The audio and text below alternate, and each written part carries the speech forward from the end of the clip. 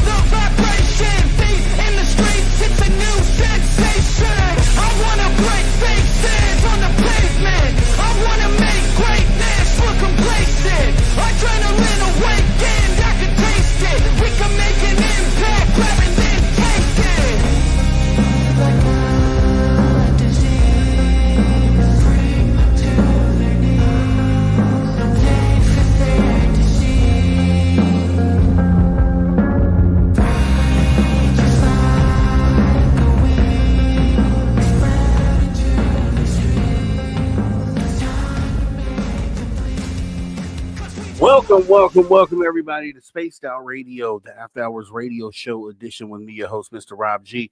I was filling in for a fill-in, but looks like our guest is not going to be able to come on in tonight, which is okay. You know, life happens and things happen. So I thought I said, you know what, let's come on at least for a little bit here. Go ahead and talk to everybody since I know you guys were waiting for a show. I went ahead and also reached out to Katie Page, let her know, let's go ahead and take the night off. We're just going to get out on this show here tonight and pretty much just answer questions from you guys. Just came up with the idea, said, you know what, everybody's here. They want to see something. They want to have a show. We can definitely go ahead and do some questions, Q&A, pick some topics. I know you guys will be good to do that. I'm still giving out medal positions for the night because that doesn't change. So we'll go ahead and give medal positions on out to Kitty Cattywack with the gold tonight, Mel WD-40 with the silver, it's Mothman with the bronze. And I have all day to go ahead and welcome everybody into the show since we're not on a radio format. This will be just a conversation. And this is also broadcasting right over on the Social Dig, which is my personal channel. If you have not had time to go ahead and check that out, I have a personal channel, youtube.com/at Mr. Rob G, where we have awesome conversations, and would appreciate if you considered coming on by and checking us out over there, just like we support over here as well. With that being said, let me go ahead and go to the beginning of the chat. I have time to welcome everyone in tonight, so that's what we will do. Don't really get this chance all the time. Let's see, who do we have? No, you guys have been talking for a while here. So let's see. Let me get back. All right. So this all starts with, let's see, Kitty Cattywack. Okay. Robert Lamont Jr. See you out there. Miss Catherine Jones. Miriam, appreciate you showing on up as well. Race fan. Mel WD-40, obviously lubing us up for an impromptu show, right? I guess maybe we can call this a show. We'll see how it all turns out at the end. Let's see, who else did we have here? We had Road Flare in the building saying hi, Dave. Dave is out at a concert, rocking out to someone. I don't know who the band is. but I believe he's out there rocking out to something right now, from what I understand. Frankie B, appreciate you coming on in. And also Bar Madison. Hey, Bar Madison. Let's see, get down the list here. I said T-Bone, but T-Bone, I got to say it twice.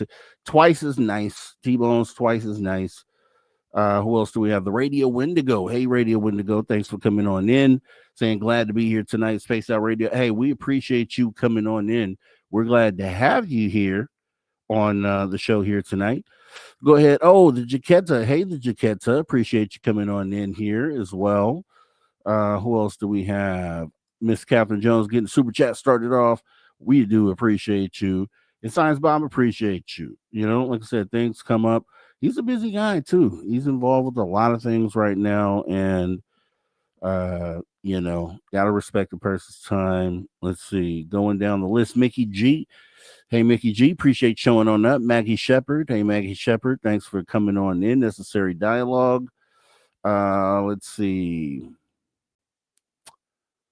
Eternity Eternal. Thank you for coming on in. Appreciate you. Andrea Gnomes Trucking. Thanks for showing up.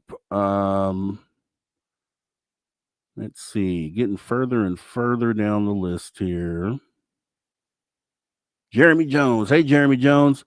Appreciate you showing on up. Also, Walter Kokubinski. Appreciate you showing on up here tonight. We do appreciate you, Thomas Rock. Hi, Thomas Rock.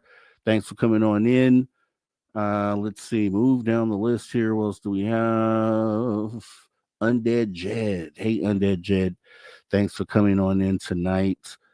On an impromptu show. Who knows? Anything goes. I'd love to know what you guys are feeling and thinking. Once again, this is broadcasting on Spaced Out Radio and also my personal channel, Social Dig, as well. So if you see more than one notification, that's what that's all about.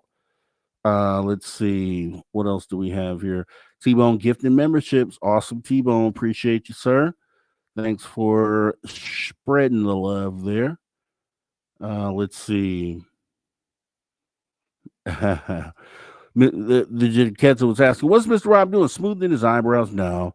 Contemplating getting figuring out what it is we could do, and filling in, and you don't expect to have no guest. So figured out what we could do for a good little bit here. Let's see. Corey. Hey, Corey. Thanks for coming on in. Joe Smith. Thanks for showing on up. Let's see. Paramarv saying, just come on and interview T-Bone. I'm sure we'd love to hear a story. Yeah, we definitely would. I'm sure T-Bone has some awesome stuff to tell us. Who else is out there? Benno from Oz, 1975. Hey, appreciate showing on up. And since the show was supposed to start a while back, then the chat is pretty far back. So here we go, Rock and Rory. Then we're getting pretty close to current here. Just looking for names we haven't called. Kurt M. Hey, Kurt M. Thanks for coming on in. And tartar sauce. Say tartar. I know I didn't say tartar sauce. I would remember if I said tartar sauce.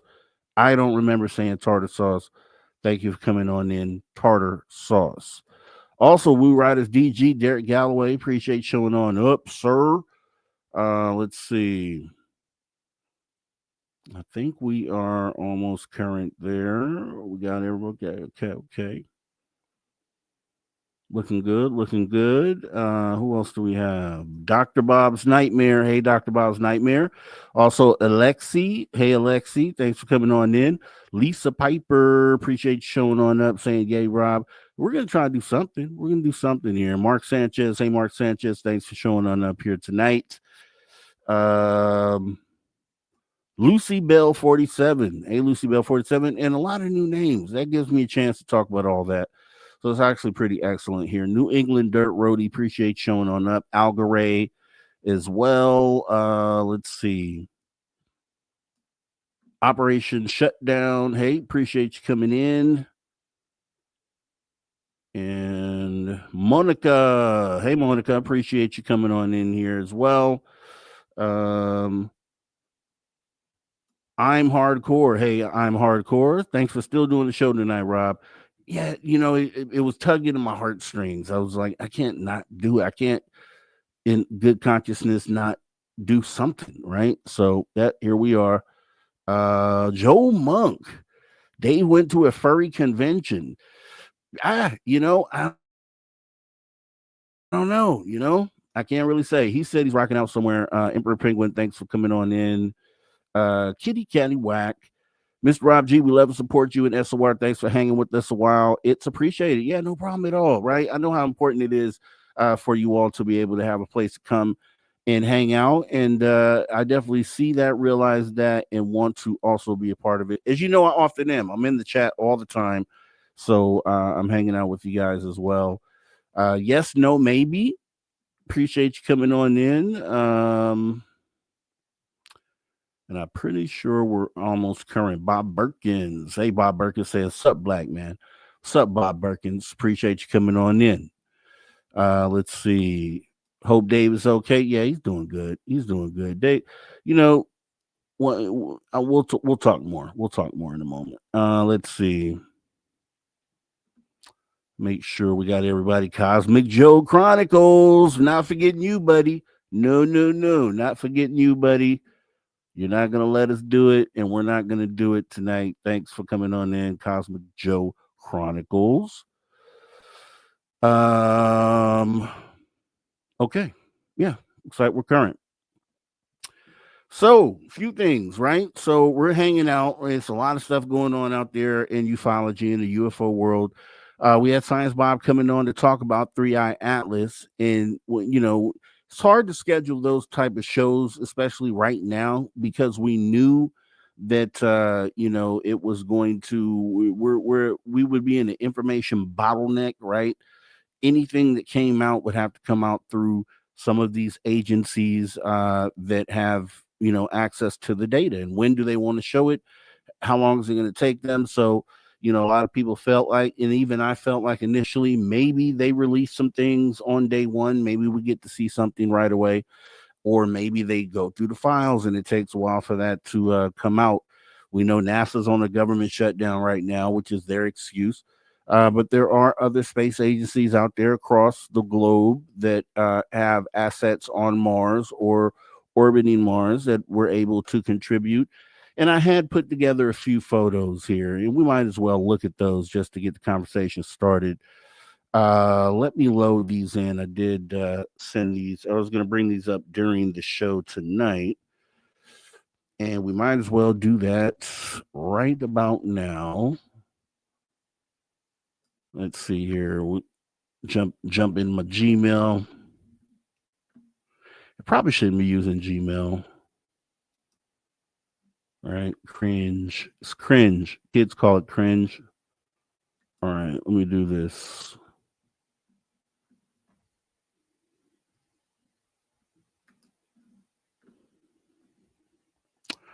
All right, I'm going to add something here to the screen, guys. Just be patient with me here as we do this on the fly.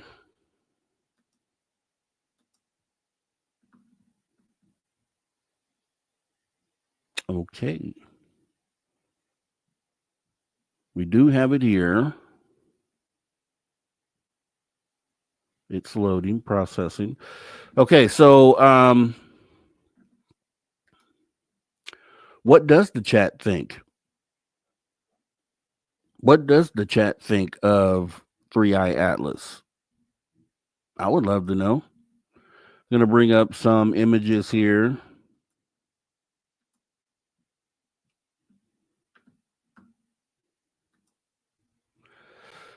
This is the trajectory, right? Let me get all this stuff out the way here. That way we can see what's going on here. At least talk to it. These are some of the things we are going to look at during the show tonight. Just shows you where it has traversed when we first became aware of it, July 1st, 2025. Didn't know what it was. It's weird.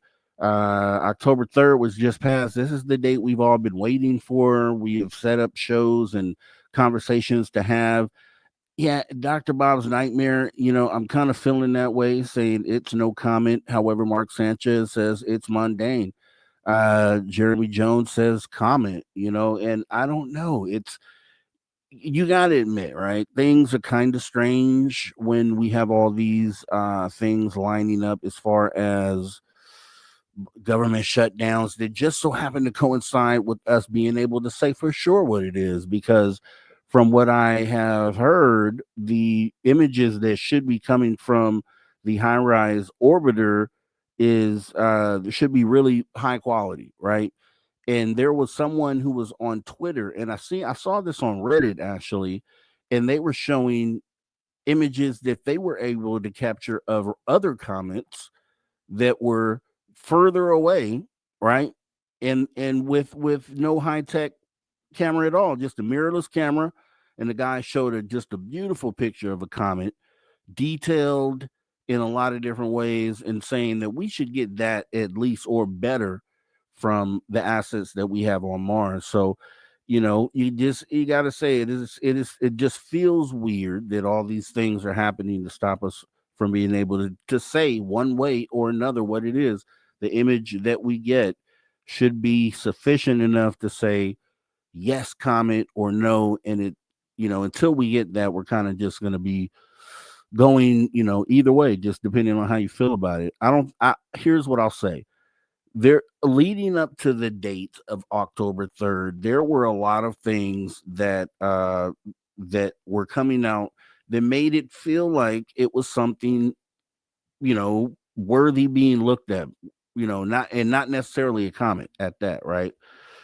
So this would be the culmination of all this information and all these days waiting to either prove that it's this weird thing that we've never seen before, or if it's a comet. Now, it may just be a comet, but it definitely hasn't been exhibiting those sort of behaviors.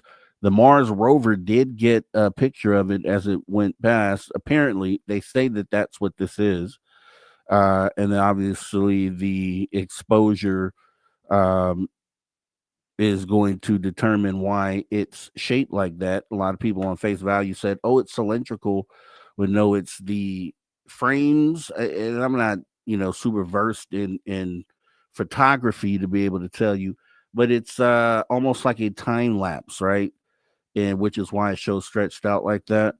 That was the initial image that we got. And if you saw the live video, it kind of just shoots past the screen on the rover. Some people are saying that this isn't even Three Eye Atlas, that this is something else, and that it is actually closer to Mars than Three Eye Atlas would have been. And so they're saying that this is something we shouldn't even really be paying attention to. They put it under a filter to kind of, and I don't know why they did this. If this isn't the actual shape of Three Eye Atlas, doesn't make sense. Maybe I don't know. I don't know why they did this, but this is the one that came from the European Space Agency. So this is theirs, and a lot of people have problem with this, being that they said the detail just isn't there, right, and that it should be a lot greater detail based on how close they are to the object. And so there's a lot of controversy, right? A lot of conspiracy theories being born over why we're getting this sort of information. And then, the fact that even though this is a government shutdown, right, there still are people at NASA at work. Because I know some people that work for NASA and they're at work still, that may have actually seen the photos or seen the data, and then therefore should be able to speak to it, or at least put the rumors to bed, right? Say, because on both sides of the conversation, either it's fully alien for some people or it's fully not, right? And to end that debate, all we need is for someone to come out with the evidence and just show it, right? But it would appear that the thing that's stopping it is this shutdown, and I don't necessarily subscribe to that. That's the reason why. That's when you're getting into politics, and I think there's other political reasons why they do silly things like that. I think it just so happens to line up with this, right? Just so happens, but I could be wrong about that as well. Let's see what we're saying in the chat here.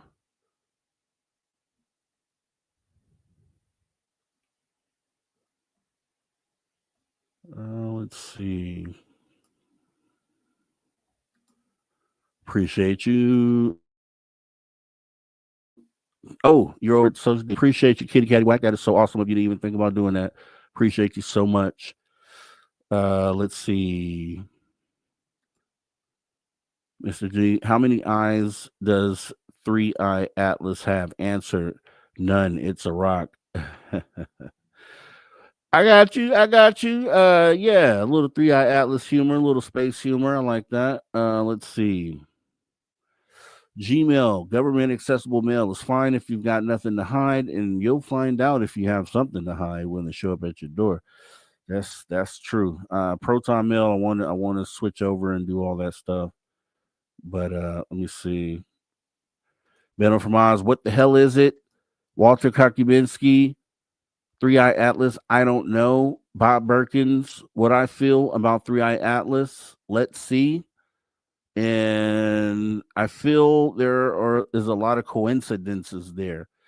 Yeah, I could agree with you, right? Because I think, previously when we talked about 3-Eye Atlas, when it was the big story, right? We kind of just been waiting to see what it is for the last few weeks. But when it initially came out as a story, yeah, it was like, coincidentally, it's coming in from the same angle as the WOW signal. Then Avi Loeb went a little further, say, hey, is the WOW signal, did it originate from 3-Eye Atlas? And it's like, whoa, okay, well, that's something to think about, right? And at the very least, I think Avi Loeb comes away from this at least, you know, on record as being someone who at least thought about pulling the alarm on something like this, right? Because it's so weird. Now, if it was obviously a comet coming in and you're saying it's an alien spaceship, that's totally different. But the fact that so many different things didn't line up with what scientists were thinking should line up, I think is enough right there for you to hopefully have an open mind to it being what Avi Loeb is talking about here. And then the fact of, like I said, if you tell us what it is, we can just let this go and we can move on. I kind of want to, right? I think I think it's silly to continue to talk about it if we know what it is, right? If it ends up being a comet, great. Okay, it's a comet. Let's move on. Right. But if it's something different, not necessarily alien technology, but if it's just a different type of, formation that doesn't normally come through the solar system, is something we're seeing for the first time, I want to know that what that is as well, right? That's very interesting to find out whatever this new object could be. So but in a situation where they have the ability to put this to rest and just kill the story, they're not doing it. And I just feel that, I don't know why they wouldn't, right? And then that, like I said, that's where the conspiracy theories are born. What else are you supposed to do with that? Necessary dialogue. It's a big rock. And if it is a big rock, that'd be crazy, right? I would love to see that. I would love to see a 5-kilometer rock. What does that even look like, right? That's got to be crazy when you sit that next to something that we know is normal, like a car or a bus, and then just see how much larger this object is, or a building, even a skyscraper, sitting next to a skyscraper just in scale, so you could see that this thing is huge. And then if it's even bigger than that, 5 kilometers is crazy. And if it's on the higher end of what they're saying, 50 kilometers, to see a rock that big floating or traveling through space, not bound to any sort of planetary body through gravity, right? That's just weird. And I would love to see what that is, what it looks like at the very least, right? Let's do that. Let's do that.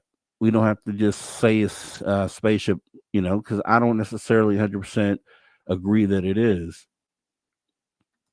Jeremy Jones, why would they tell us what it is when they can get more funding by pretending to not know what it is? Yeah, and I think that's part of the thing. And it's like, okay, even if there wasn't a shutout, there's always, or a government shutdown, we were always going to wonder if they're we're going to be straight up with this anyway, right? If we were going to see the images unfiltered or untouched, just the raw images from the craft, and I really didn't feel that there was any hope of that at all, being able to get some raw images. So I think that's a losing battle, probably, just even thinking about would there be transparency when it came to how the information was presented to us. So when you think about it like that, then Jeremy Jones, what you're saying there, just makes more sense. And I think that's kind of probably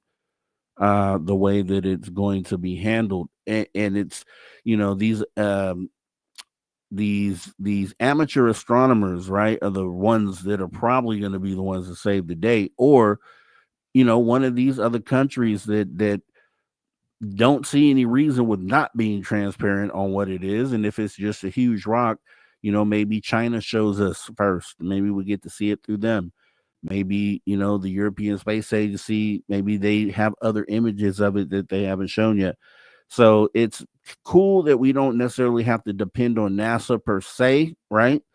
But at the same time, you got to wonder, are they already in contact with these different agencies when it comes to discoveries? You would think there's a pipeline there already that's been pre-established. And so, would it be a situation where you had NASA telling the European Space Agency not to release the clear photo, right? But again, that could be looked at as conspiracy as well, right? And I want to stay away from those if we can, when we have conversations, because if you have the proof and we can see the proof, that's what we should be seeing, right? Let's see. I wish I don't know that I would go, though. I'm not gonna lie. I don't know. Going out into space is, for me, I don't know if I could do that alone. That's why it's hard for me to believe, and not the only reason why it's hard for me to believe, but the reason why I may have some issues with the whole moon thing, right? You put three dudes in a tin can, essentially, and you just kind of send them out, and they kind of just, yeah, I don't know. I don't know.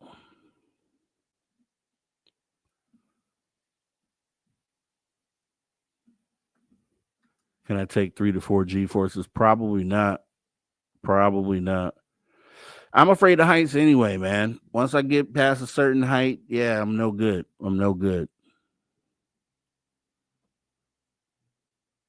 Let's see. Sarah Young. Maybe it's one of the Muskets rockets, but from a weird past or parallel universe timeline thingy. Oh, you mean one of Musk's rockets from a, you never know. You never know. You never know. Let's see.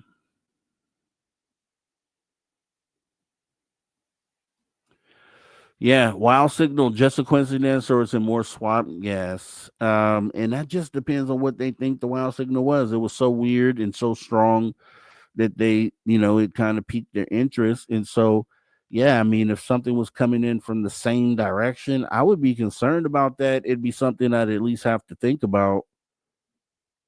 We'd at least have to have the conversation. Let's see.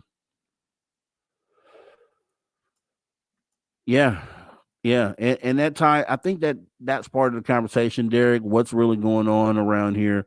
That's what we want to know. And here, being in our own skies, like, forget Three Eye Atlas being way out there. And what is it? What is that? Right? Because we should be more concerned on what is this. And that's what we were going to talk about tonight with Science Bob. And maybe we'll get to set that up again for a later time, because I wanted to also talk about the whole, and thank you for putting that out there, because I kind of did want to bring it back into what's happening here. And I wanted to bring up talking to Sky about Skywatcher, the Science Bob has some questions there about what where some of their research is at, if there's still a thing right now, and because I believe that the class system that they have is a good system. I think that's other websites have done that. If you go to like the New Fork, for instance, they have their sightings broken down by shapes, things of that nature. So they kind of already were doing that. So shout out to New Fork and whoever they got that from, but they were already kind of putting these into categories so that you could search through particular through the database and find a particular sighting that might have been similar to something that you had.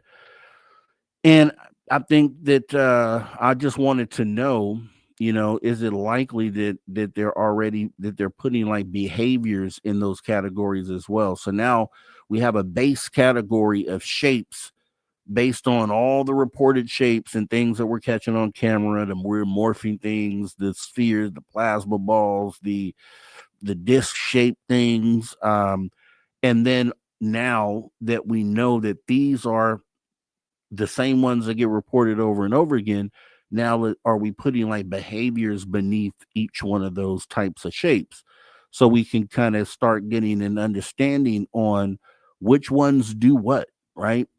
Which ones do what? These ones always fly in a formation, right? Like the ones that I saw were in a formation. So maybe there's a particular type of craft that do the formation. Maybe they're kind of like the military guys. Maybe there's a type of craft that is um the researcher, the reconnaissance branch of the whole thing. Maybe what we're seeing is all interconnected into one larger presence, right? Like one presence, the same way we have in our Navy, all these different ships and vehicles for different tasks. And maybe that's the same thing that they have. Um, and I don't know. And that's just something I've been thinking about. But Joe Monk asks the question, Rob, I keep seeing reports that being that this thing is getting closer to us, there's no way to get a good picture of it. What kind of BS is that? I think what they were saying is, and I think let's go back to this right here because I think this shows it, right? I don't. What does it show when it comes back? Let's see. November. Let me read this here. We'll be able. Let me. Okay. October 30th, Three Eye Atlas makes its closest approach to the sun. The 2nd of November 2025, the European Space Agency's Jupiter Icy Moons Explorer starts observing Three Eye Atlas near the peak of its activity. And then November 25th, Three Eye Atlas from a cooler location observes Three Eye Atlas from a cooler location where it'll be safe for the spacecraft to watch for a longer time.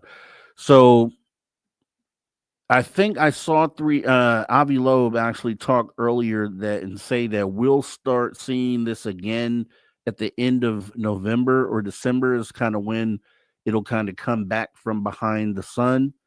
So we should be able to observe it again within like a month or two, right? And I want to see the images before that, right? Obviously, we all do. We don't want to have to wait. But I think the best chance of an amateur astronomer really catching something is going to be when it does resurface or reappear from behind the sun. And that's supposed to happen in November. But yeah, no. And here's the thing. And I'm glad you actually said that here. Let's do this. This is the European Space Agency photo of it from I guess the surface of Mars. Then this was the thing that everybody. This was the post here. I captured the comet Lemon with my mirrorless camera and was showing just the detail in at which he was able to catch this comet, right? This is the person with just a regular mirrorless camera was able to get this image of this comet. And from what I was told, this comet is at a distance similar to Three Eye Atlas or maybe even further away. And the whole point was if I can get this sort of image from a mirrorless camera, then we should be the images that should be coming from the assets that are on Mars should be better than this, should be at least this or better as far as the detail of what it is that we're looking at. So that's why it to get this back as the first image was, like a slap in the face, essentially. That's what they were saying. They were saying that this is what we get, right? When a guy with a mirrorless camera has taken an image like this of something out there shooting through space. So it's something that they have to get around that, right? You're gonna have to come with the goods. I think that kind of forces them in a position to produce something better than this. It has to be better than this.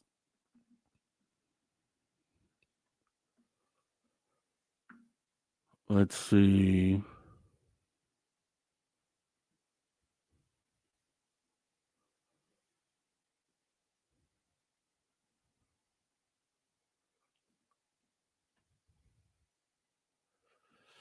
Let's see. Yeah, it could be. It could be the case. Woo Riders. I mean, he's saying Avi Loeb is trying to get funding for future endeavors. Real talk. Yeah, I mean that could be the case. Could be the case. You can't fund everything yourself. I'll tell you that. If I wanted to do, you know, um, surveillance at Plant 42 because I believe that that's where they're holding the crash retrievals and the bodies, right? That's got to be funded. I can't just do that, right? That's something that has to be funded. So things that need to be funded doesn't necessarily mean that it's a grift or that it's wrong, right? Some things just have to be funded. Um, right. I agree with you, Joe Mo. Why do we give NASA all this money? Why do we give all this money to NASA if they can't even get a picture of this thing flying through our solar system?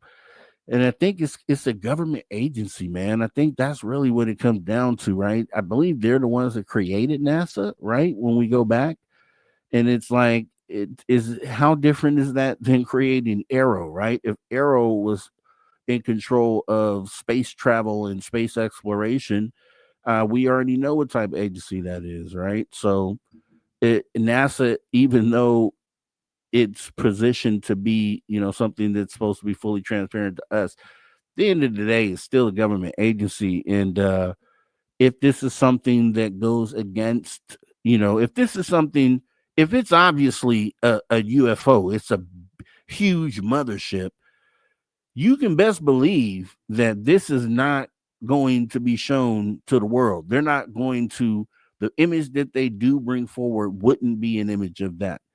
Right. So they're going to have to, if they do show something, or maybe they'll make the excuse that, hey, we were shut down so we couldn't get the photo, or I'm waiting to see what the excuse is going to be. But you can best believe if it did turn out to be anything like that, NASA wouldn't be the ones to show you that. And apparently, if this is the type of camera that the European Space Agency is working with, we're not going to get anything from them. If this is what they're bringing to the table, that doesn't say anything. That looks like Three Eye Atlas months ago when we saw it. It looks pretty much the same, right? But I will say it doesn't have a tail, which is weird. That is a weird thing, though. It doesn't have a tail. This is a comet. This has a clear tail. Where's the tail on this? This is passing Mars, even though it's not fully detailed, so you can see structure and shape. You should still at least see a tail, I would think, and it just isn't there, right? Or am I tripping? Am I tripping, or is there no tail on this thing? And maybe there's a scientific explanation for that we're not aware of here tonight, but you got to ask yourself, man. It's definitely a little strange. Let's see. Paramarv. I saw this documentary back in 1997 where the government sent a drilling crew up into space to break up a big rock that was coming at Earth. Maybe they're gearing up to do that again. That's scary to think of, Paramarv. And I'll tell you what, it's I think another one of those things where they just wouldn't tell us either if they were doing that. And, much love to them if they're secretly going up trying to break up a rock that would end civilization. But that's obviously another thing we would never know until it was too late. Let's see.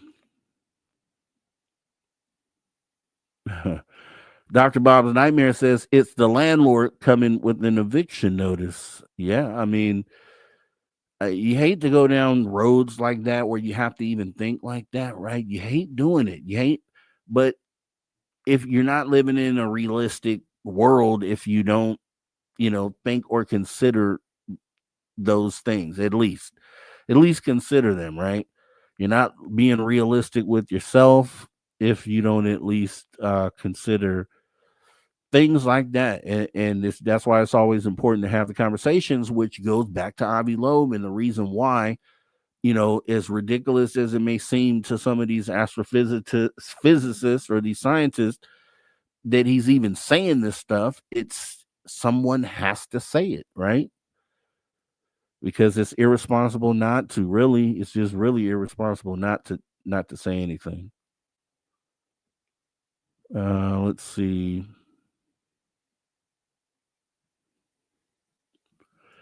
Yeah, I can agree. Rob is too heavy to go into space.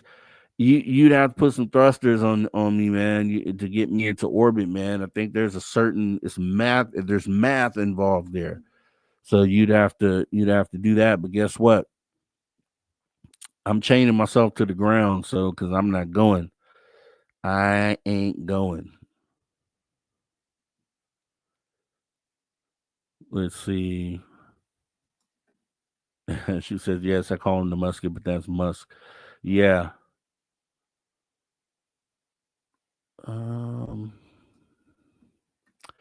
Paramar saying maybe Three Eye Atlas is coming to talk to the whales. Like I saw in another documentary, there was a 6-foot elf in that one. It was fascinating. Yeah, I mean, I thought about that, right? What if we weren't the species they were coming here to see? What if they were coming here to see the squid, right? What if the conversation they wanted to have was with the cuttlefish of the world, or the highly intelligent, other sort of animals? They're like humans. Yeah, right. We don't talk to humans. We want to talk to the colossal squid, these smart problem solving entities. And if we gave them just a little edge, to kind of evolutional edge, then they'd be the ones that we want to step in, right? That'd be crazy. You gotta think about it though. They're smart. Squid and octopus, they're super, super smart.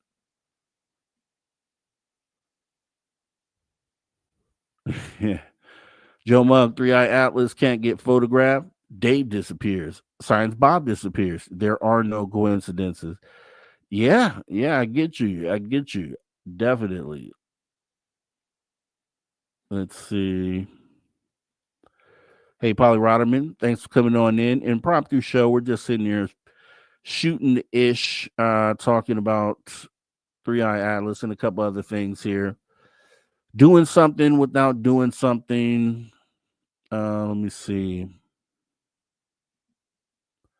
Just going through your comments here.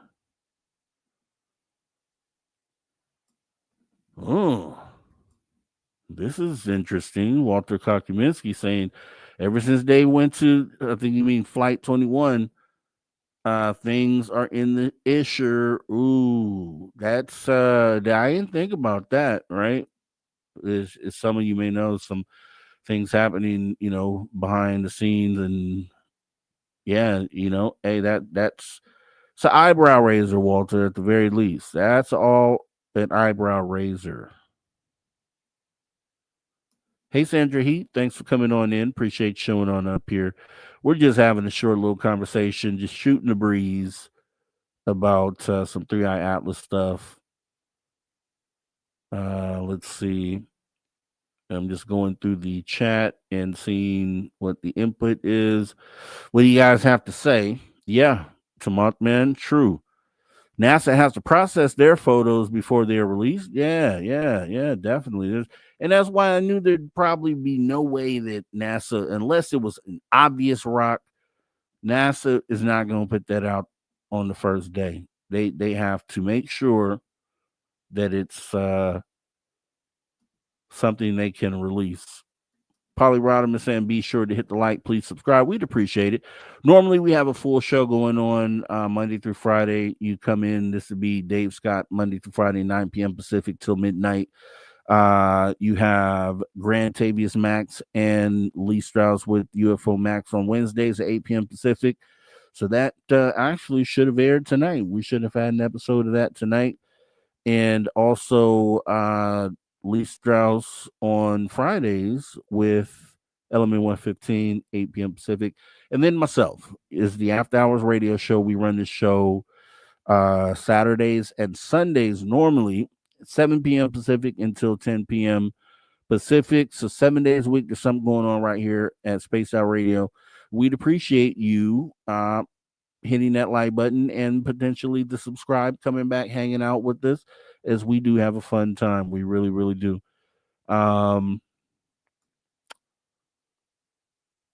Okay. Yes. And then this is a follow-up here, Perry Mars to Tim Mothman. Tim Mothman, when they process it, it means they rub 80 grit sandpaper over it for 20 minutes. Joe Monk says the question you have to ask is why they won't show us a good photograph of this thing. What are they hiding? Yeah, I mean, and that's the feeling, right? That's going to be the feeling until someone does.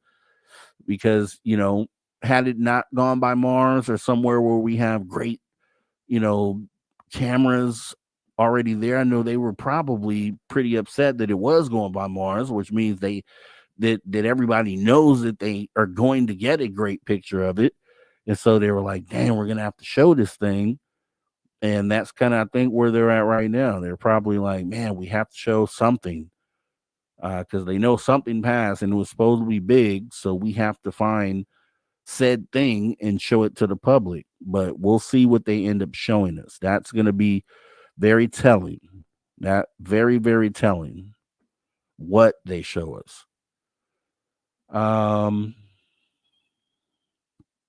Caged on the inside. What am I thinking now? What are they not telling us? And if this guy got this shot, then our government knows a lot more and a better picture. Yeah, that is the shot right here we're looking at. That's from the European Space Agency, their own little NASA, right? But you would think that they would have better, if they were able to get something on Mars, that they would have something that took a better picture than this.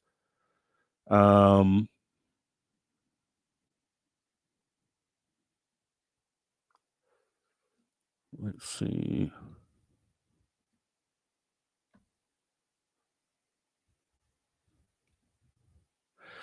And I'm gonna bring something up here in just a moment because it was something that I'd done and talked about on a previous show.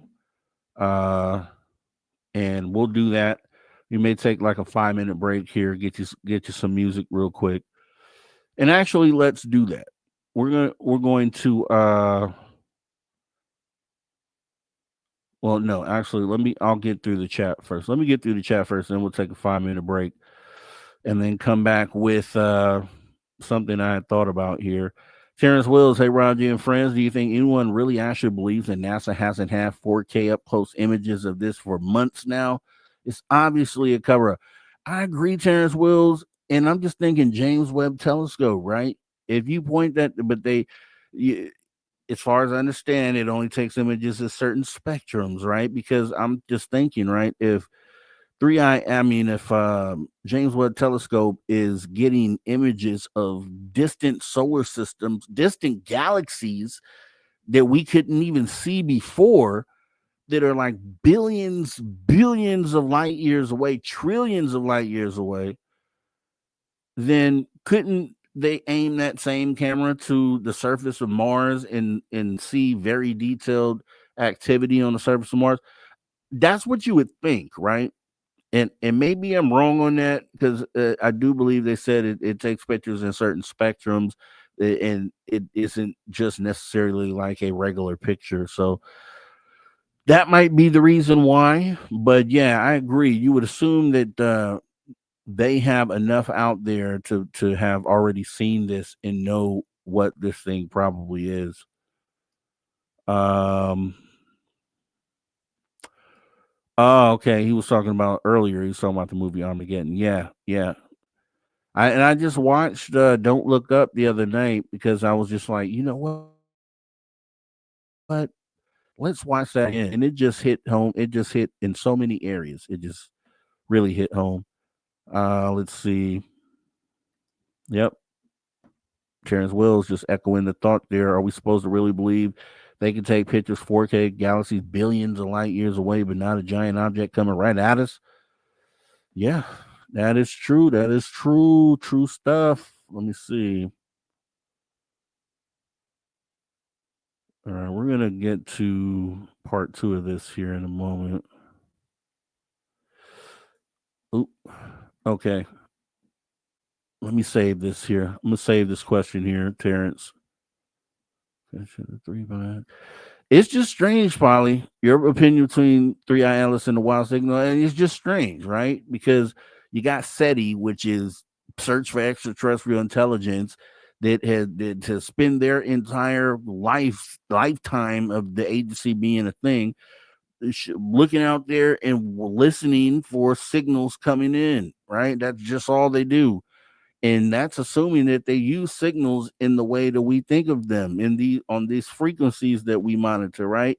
They could be using something totally different, lasers. They could be totally different, right? So you think about how antiquated that thought process is of waiting for a signal. But and then in one instance, at the one of the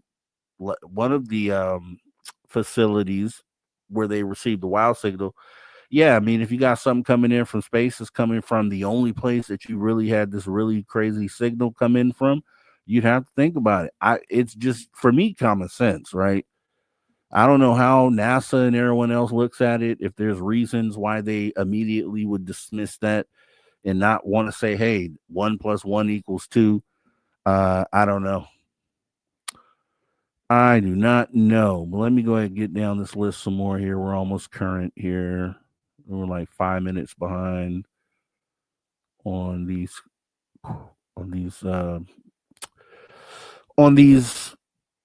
post comments. All right, moving on down. Let's see.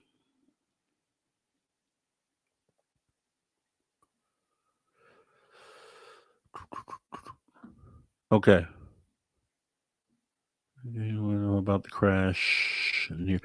Oh, Ray G. Okay. Appreciate you coming on in. Very similar to Rob G. Shout out to RG, Ray G in the building. Thanks for showing on up here. Yeah, I heard about this. There was a crash right outside of Area 51, right outside of the facility, and we'll maybe talk about that too. So let me tag that, and then we'll take 5 minutes here, and then I'll see you guys back in 5, and then we'll talk about a couple more of those topics. So see you back here in 5 minutes, guys. Don't go anywhere. Here's some cool music for you. Let's go.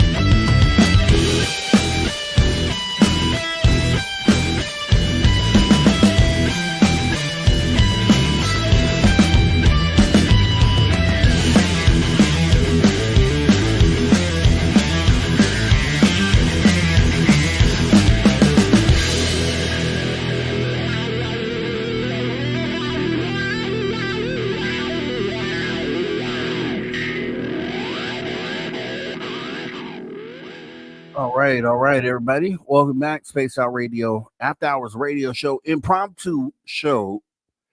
Filling in for Dave Scott. We didn't have a guest tonight. Long story. If you want to know about it, go back to the beginning of the show because the archive is free. It's 100% free. YouTube.com/at Spaced Out Radio. So, yeah, getting back into this here. So, I wanted to there was, and this is kind of, when you look at this part of it, right? And not saying that any of this is going on, but I went ahead and I did a show on my channel here that we're not going to actually show it, but I do want to, let's see, bring it up here. Let me remove that. Okay. You guys can't see this at all, can you? Okay. There's a show. This is a playlist for season 2 of the Social Dig, right? Would love to have you guys come on over there and subscribe. But I did a show called How Would Governments React to Catastrophic Disclosure? Right? And this is something that you really wouldn't even think about, or some people haven't thought that far, right? A lot of people are still at the point where, hey, there's UFOs. Wow. Okay, there's these types of aliens. Okay, wow. But the conversation came up during that episode. What would governments do in the moment of catastrophic disclosure? They can't stop it. They couldn't stop this from incoming information, or they couldn't stop this incoming spaceship from being seen. So the whole world is alerted of catastrophic or of disclosure at one time. It's out of their control. No more slow drip disclosure, and it just happens. Bam. How would governments react? One of the things that I talked about during that show, and I recommend you go watch it, is definitely a good watch. One of the things I talked about during that show is I kind of just looked at America, right? Because at the time, this is, let me see when the date of that show was. That's very important, is when I did the show. Let me bring that up here because I definitely have to tell you what that is.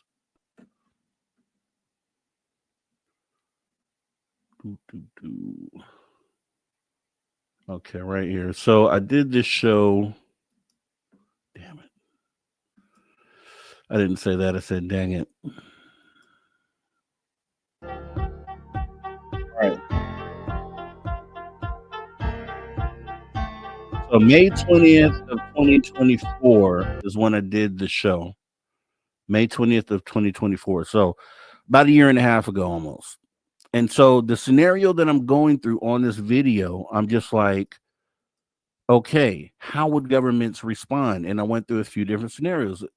I'm going through what I would hope would be the scenarios like, hey, you know, okay, the government steps out and they say, okay, hey, you know what, we want to get ahead of this. This thing is on the way. We've had aliens this whole time, and we want to, kind of lead through this moment, right? Hoping that that's how it would go.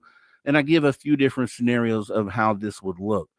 But one of the scenarios was that, being that the line of democracy is so thin, and I say this during this show, that is it outside the realm of possibility to think that a government not wanting this to come out, the thing that really shakes everything up, would they go so far as to implement like martial law? This is what I said in this show.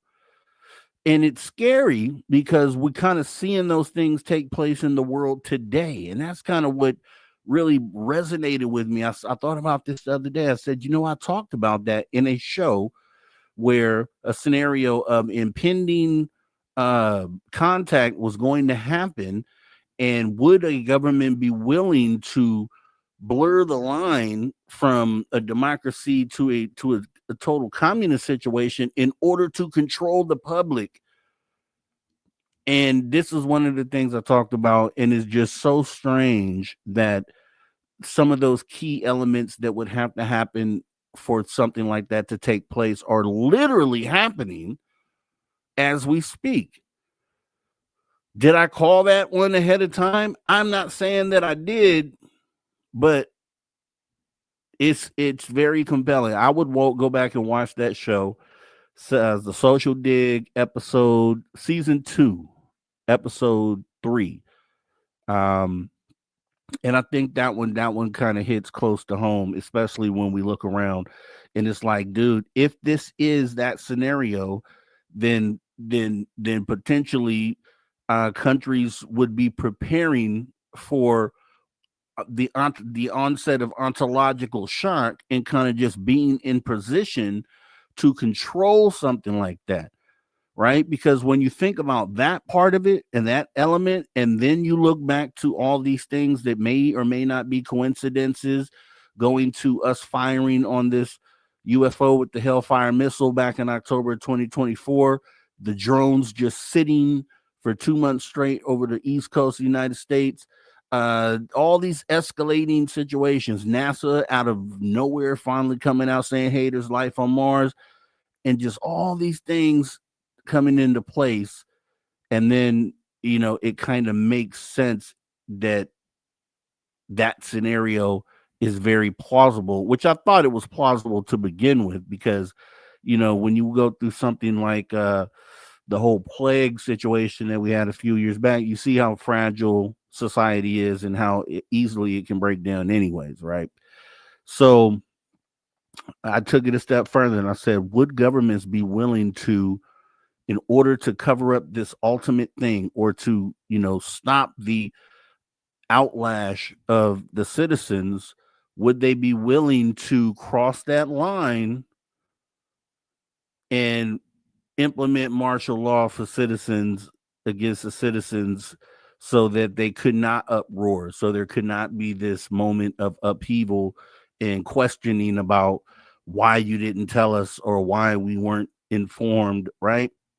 Kind of deep, right? But that's what we do over there at the Social Dis. So definitely want to make sure you guys go over there and hit that subscribe button. A lot of those sort of tough conversations are the ones that we do have, but you got to look at it on the face of it and you got to say, does that make sense? Right? Literally, when I did that show, May of 2024, I thought it would be possible, but I didn't have the evidence to say that this is why and this is when, right? But then it's literally like happening in front of my face, and I'm just like, I had to bring it back up because, if this is something to be concerned about, then maybe they do know something that is incoming. Maybe they are aware of something that's on the way, right? That we probably should know about. And these are the little small steps that they're taking ahead of time to make sure they're in the best possible situation to control the moment, right? Right? Am I right? Am I right? Let me go back here, man. Let me go back here.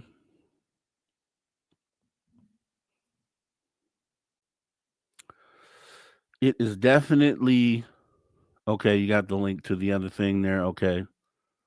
Let's see.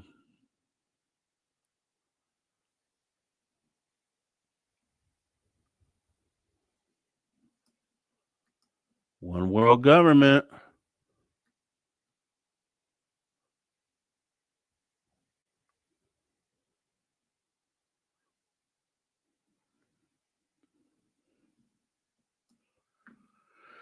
Yeah, yeah. And that's actually, I think, probably would end up being a good thing at the end of the day.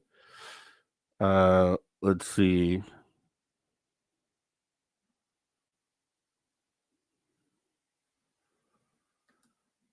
Since I'm with Sweets on this one, I'm just saying. I'm just saying. Presidential Zaddy, FU, President Zaddy, appreciate you coming on in, sir.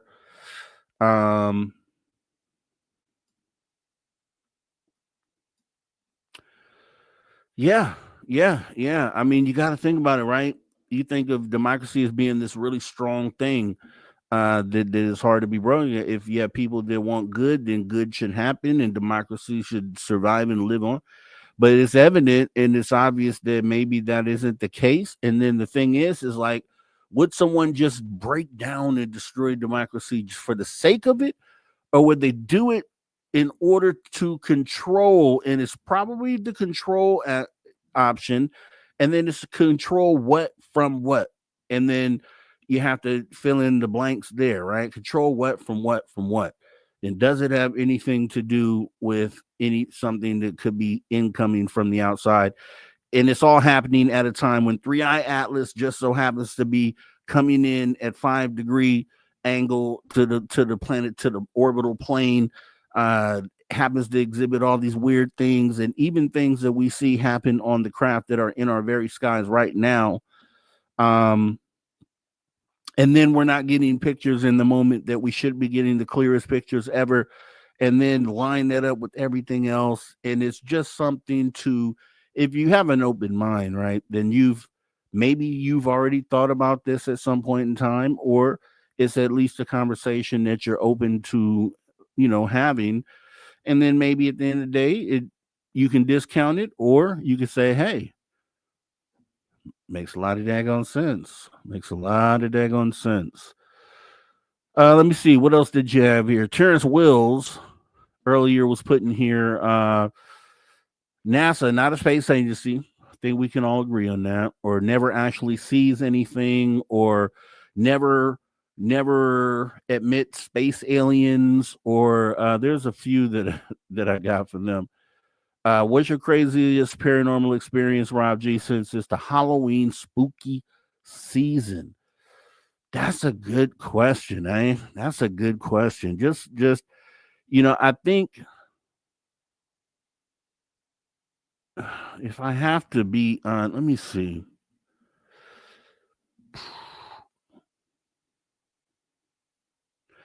It has to be the things that you guys have seen me deal with here, because I think back to prior to any other time, and I can't think of a time where I was under the understanding that the whole paranormal side was real, right?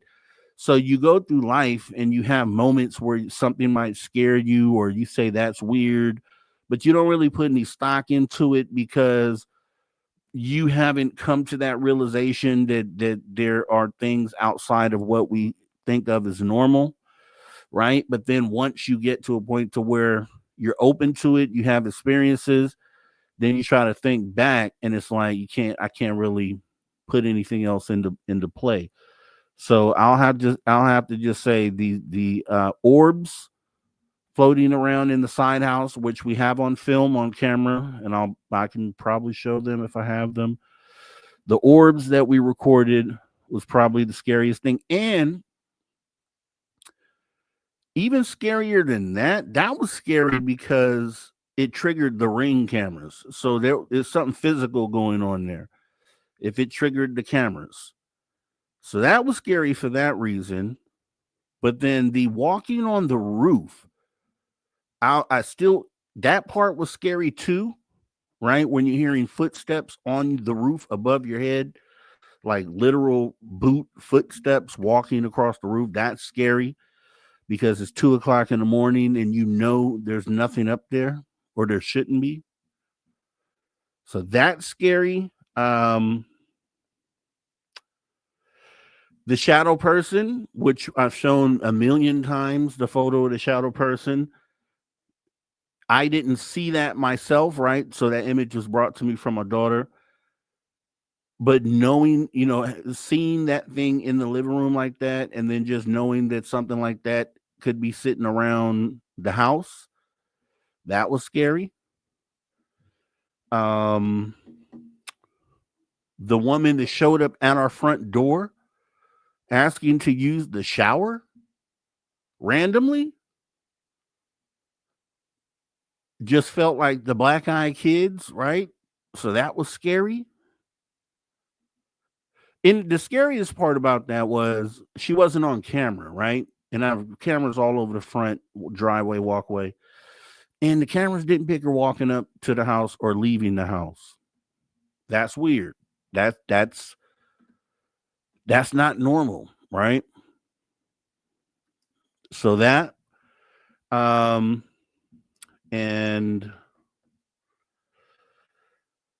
the most recent thing that happened to me when I was laying in bed and I was wide awake watching TV, had my leg hanging off the bed, and the bed's probably one of those tall beds, probably like 4 feet in the air, something like that. My girl, she likes the tall bed stuff. I don't really care for it, but so it's a tall bed. So my leg is hanging off the sides, not touching the ground.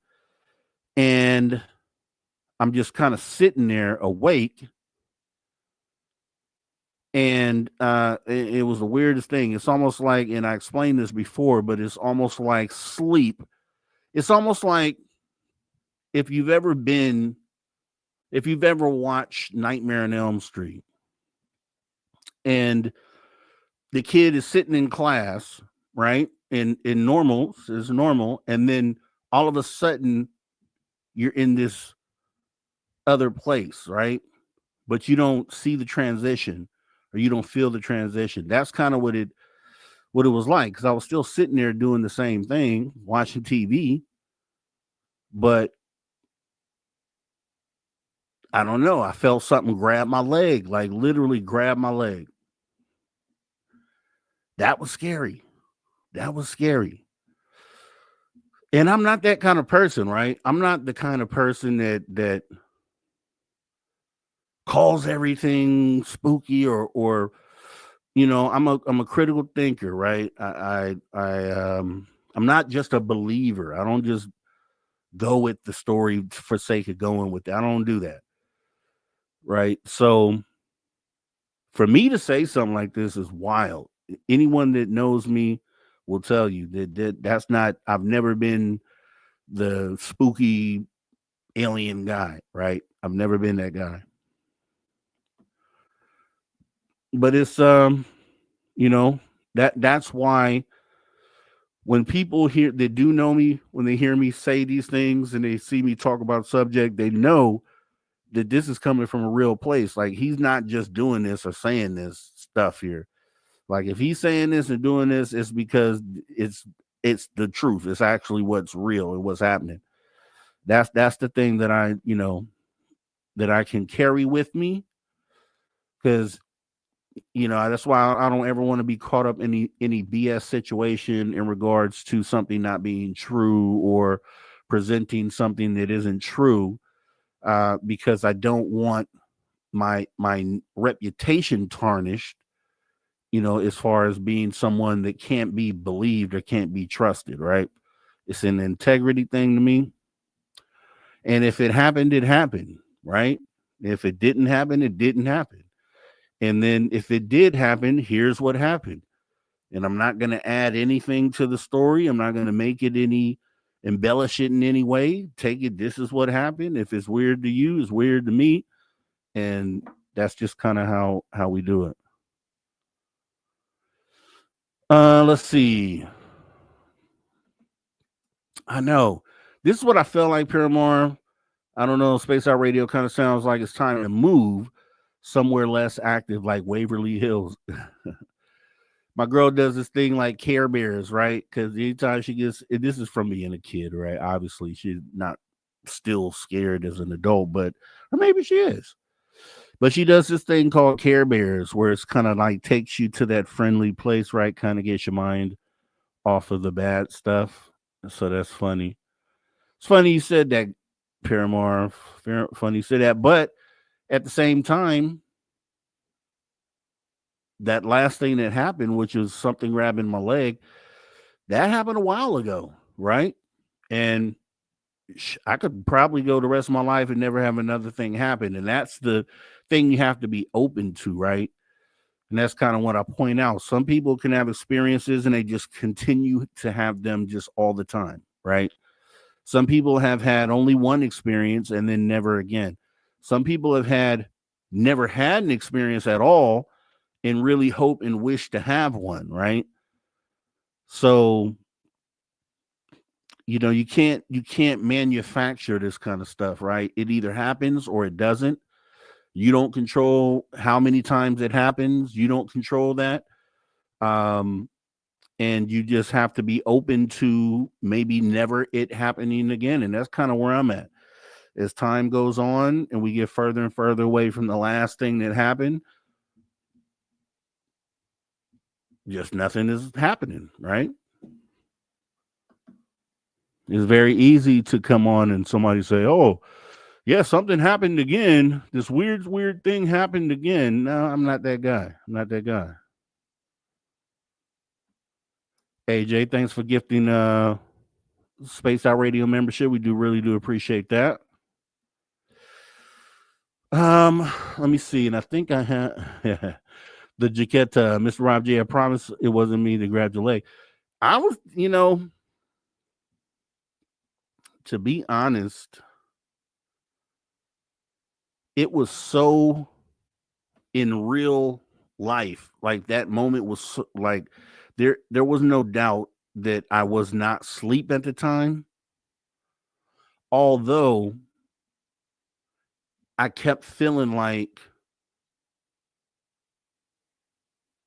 we'll just say reality and then not reality. We'll just say like that kept like moving over me. I can't even explain.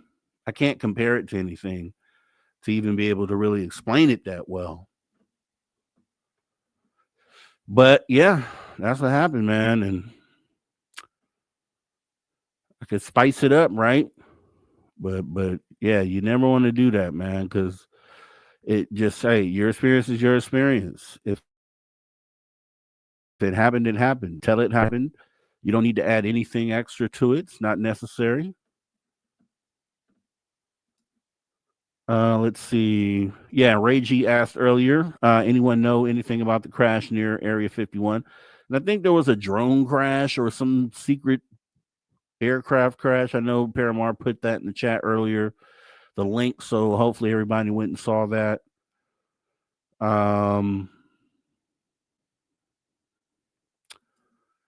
Yeah, Paramar's asking, would you consider the disappearing shower lady to be a paranormal experience? It's hard to say, man. I've been trying to put it all into a bucket because here was the thing. This is the thing I've been struggling with is that first of all, that all these things happened. That's just, let's start there. First of all, that all these things happened.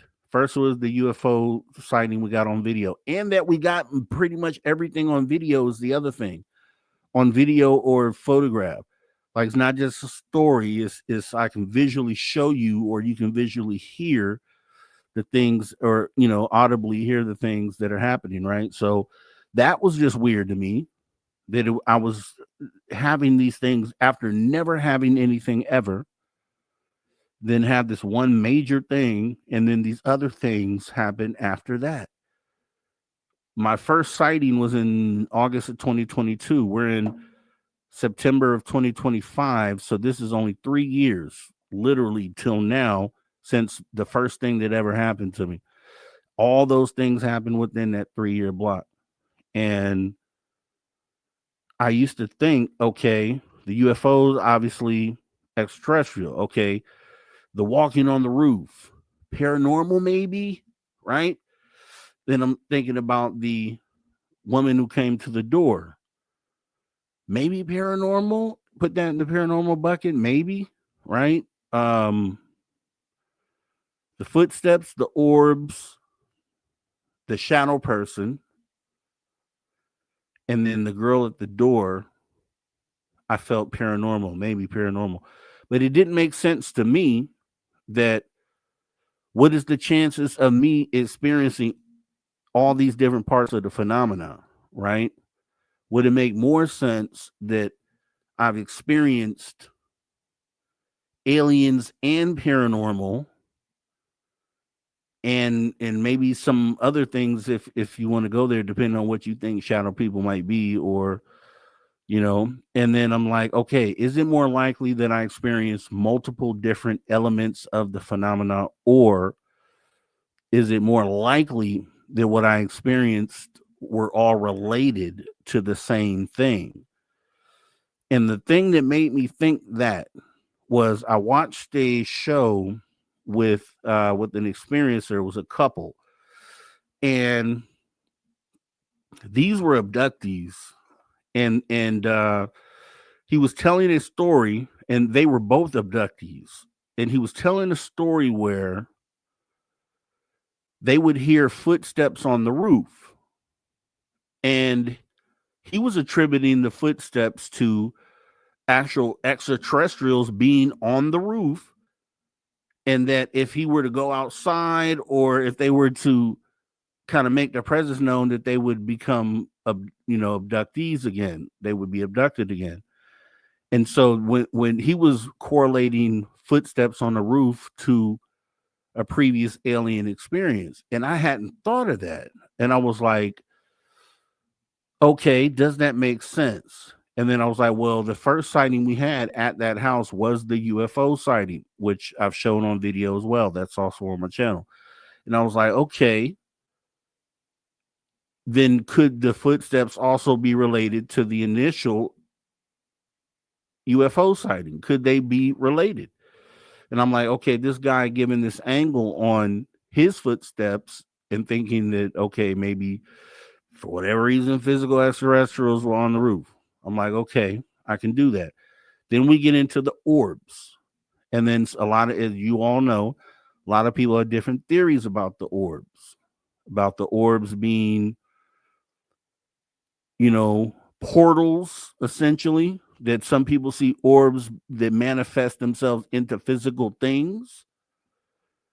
And then that usually goes into like maybe cryptid stuff, Bigfoot stuff, or even extraterrestrial stuff. So I'm like, okay. So instead of looking at the orbs as paranormal, if I put that now into the extraterrestrial bucket, so I'm like, okay, then the UFO sighting, extraterrestrial bucket, footsteps on the roof, based on other stories, could go in an extraterrestrial bucket if we go off of this guy's story. And then the orbs. And I'm like, okay, now I have these three things that might be tied to the same thing. And then, we always talk about shadow people. What could those be? Could they be astral travelers? Some people think that they're extraterrestrials that cloak themselves, right? That's what some people think and some people say. So I'm like, okay, well, if I take that shadow person, then I take the theory of what some people believe that them to be extraterrestrials cloaking themselves. I'm like, okay, well now I have 4 things that could potentially be related to extraterrestrial, and then it makes more sense then if all those things would be related to the same phenomena versus this one person experiencing all these different parts of the phenomena. So that's kind of where I'm at with it, right? It's ever changing because we don't know the answers, but essentially that's as I'm trying to figure out what I've experienced, I'm still open to I'm still open to my original thoughts on it, but the more and more you listen to individuals that have experiences, you can kind of formulate different thoughts, right? And that's kind of what I did there. But that's what happened, man. That's what happened. And we can end it with the moon stuff here, because I saw T-Bone or Tony D saying they don't have parties on the moon anymore because there's no atmosphere there. If so, how many people believe we went to the moon? Just put ones in the chat. Did we go to the moon? 1. We went to the moon. 1. We did not go to the moon. 2. Or we went to the moon, but we didn't land on it. We saw aliens. They said, don't come back. That's 3. So 1, we went to the moon. 2, 1, we didn't go. 2, we did go. 3, we kind of got there, but they told us not to come back. So T-Bone, 1, we didn't go. Lovey Love, 2, we did go. Undead Jed, we didn't go. Scouts, we didn't go. Big Bad Brad, we didn't go.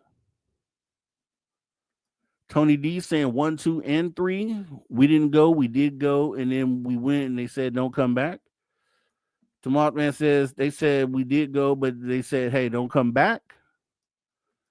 Jaquetta says same thing. Dr. Bob's Nightmare, we went to the moon. Joe Monk, 2, we went, we did not, and we never left. Fast Hemi, we might have went. Dr. Bob's Nightmare says it's only a paper moon. Lovey Loves changed her mind. Like, okay, well, 2. Okay, we did go. 2.5. Okay, just pick them all. Just pick them all. Walters 2 and 3. We did go, and then we went, and they said, hey, don't come back.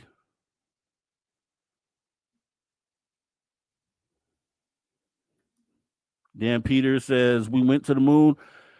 We were mining it.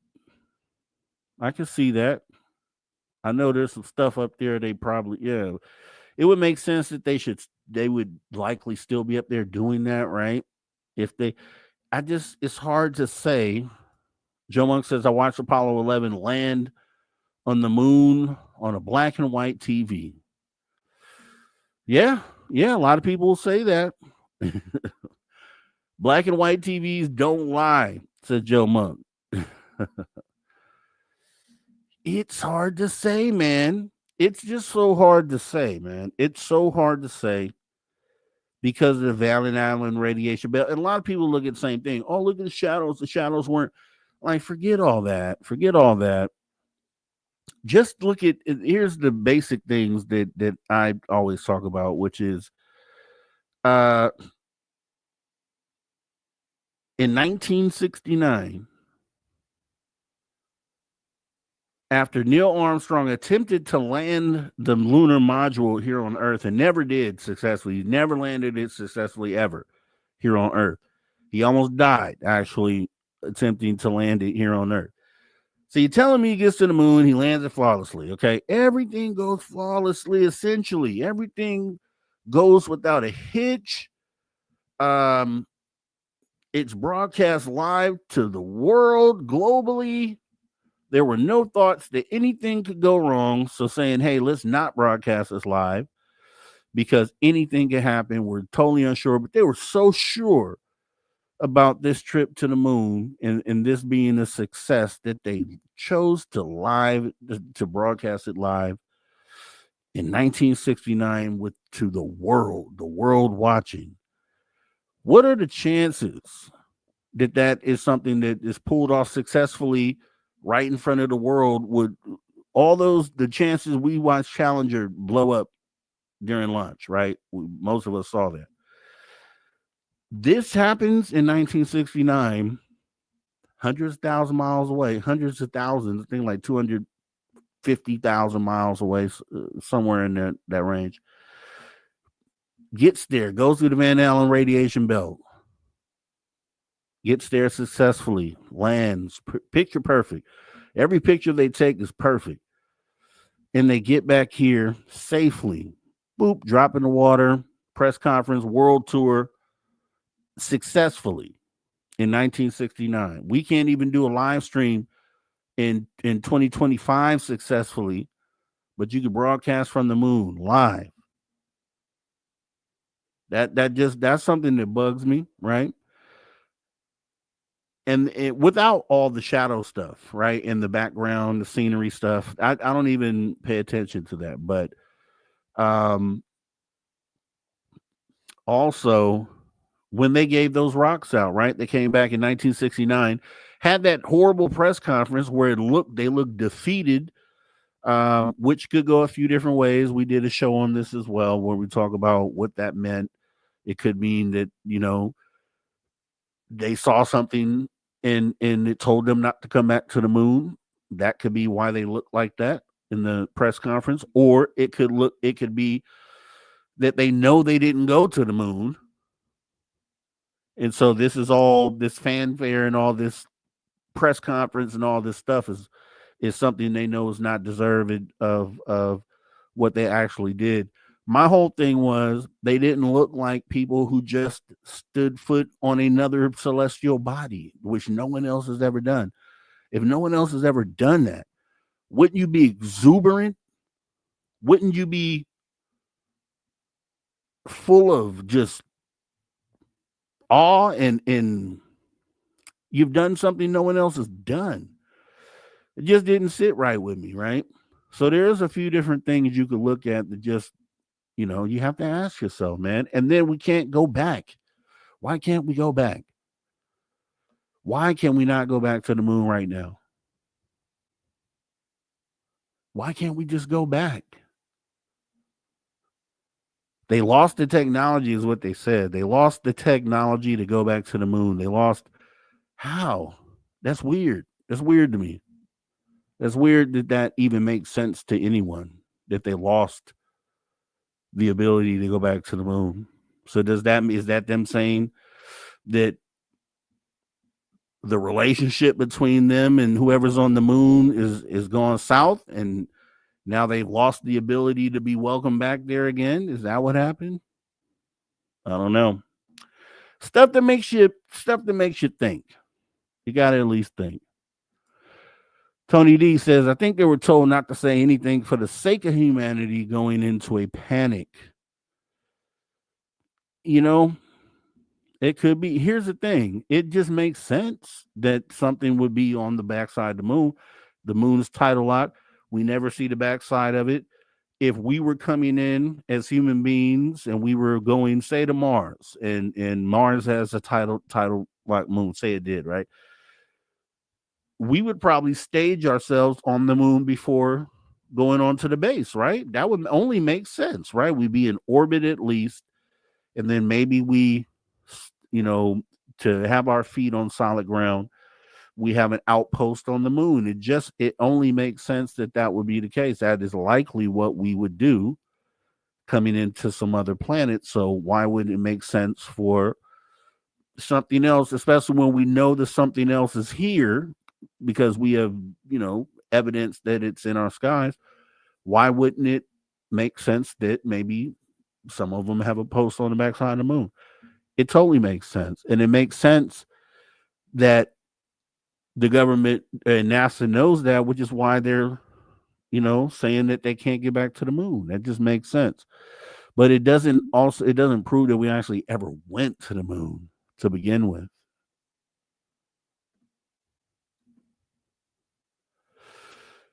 Jeff Garvey. Appreciate you coming on in. And we're just talking stuff here tonight, right? We're not obviously saying one way or the other. We're just having fun tonight. Let's see. Yeah. Just doesn't add up, Walter.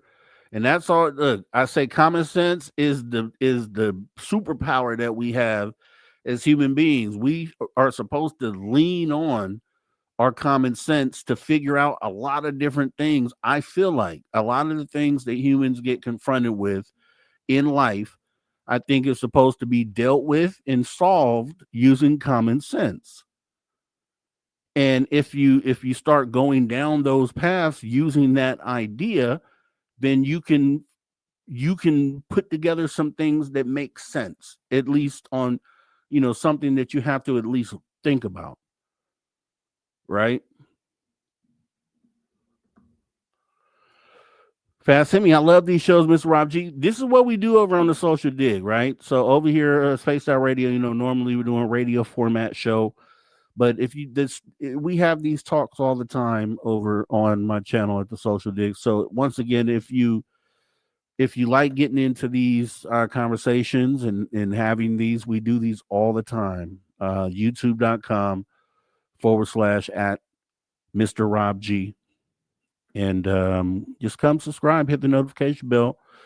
So we do this all the time, and we have some deep conversations, some that I probably wouldn't have over here on this channel, and that we would probably only do over there, because I don't want to put Space Out Radio in any sort of position. But yeah, we definitely do. Yeah, and that's a big part of it, tomorrow, man. Good questions, right? And so the groups that we have are people who think and want to think through the process and get answers. Really, that's really what we're all trying to do.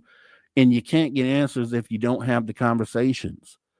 And it has to be the right conversations, right? But we can focus all day on something that happened to someone. We can focus all day on that type of stuff, but doesn't answer the questions that we really need answered at the end of the day. And those are the type of conversations that we have. So we do that here on After Hours as well. But I would love seeing you guys over at the Social Dig. So Fast Hit Me, I miss seeing the Social Dig live, but I'm at work. Yeah, and it's we're balancing things right now too, Fast Hit Me. So don't even worry about it.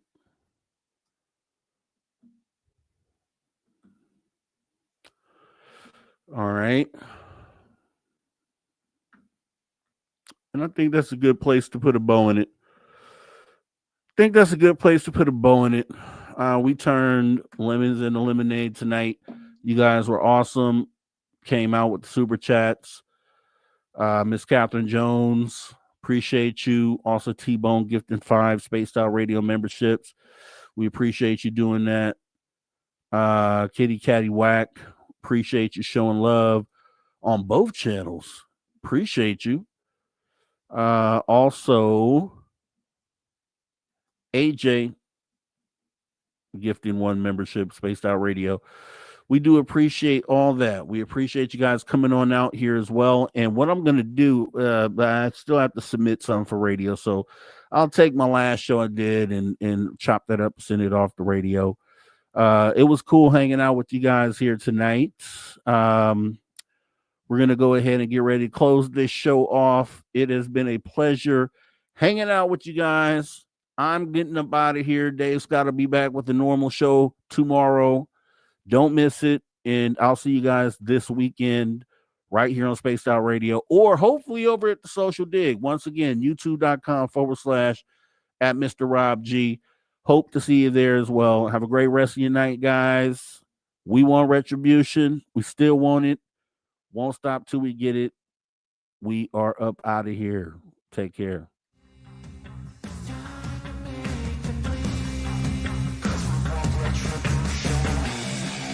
Cause we want retribution. Oh yeah, we want retribution. Oh yeah, we want